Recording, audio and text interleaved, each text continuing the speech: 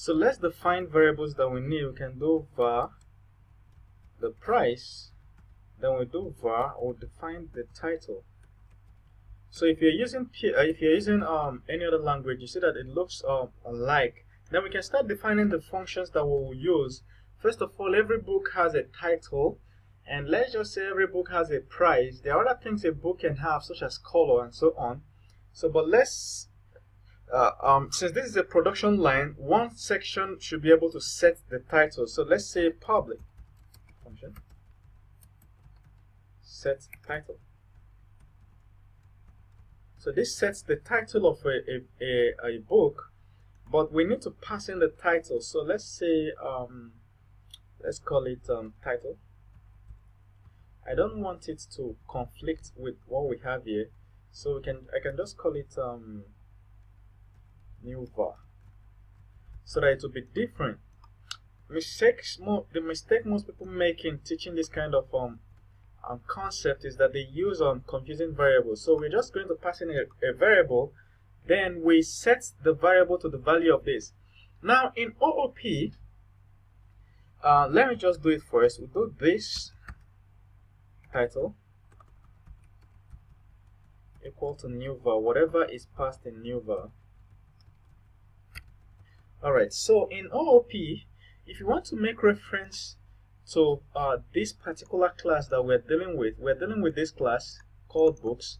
If you want to make reference to this class, you have to use this. So when we do this title, we're dealing with this variable that was declared for this class. You understand? As you can see, these variables are not declared inside a function.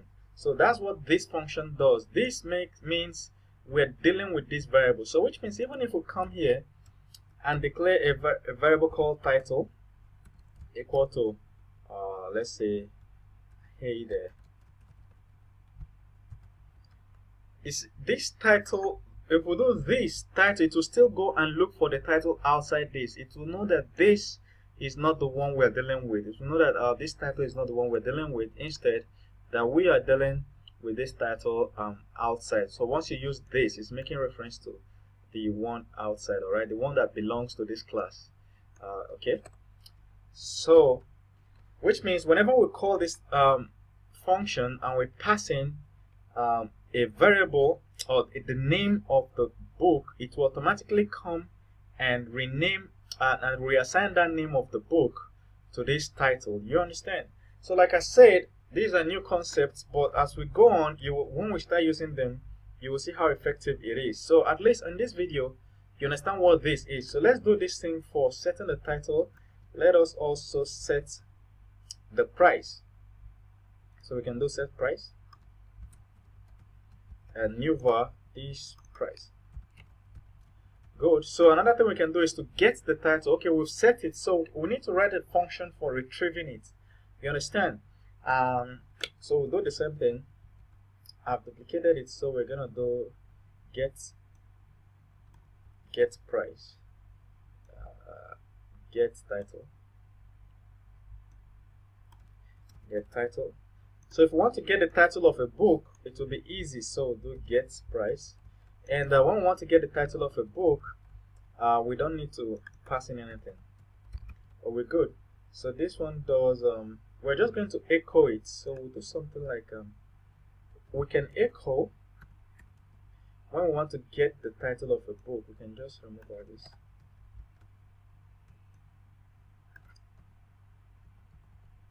So we can do echo price and sorry, echo title. So what we want to do at the end of the day, what we want to do is that we need a function inside this class that once we call that function, it will give us, it will print out the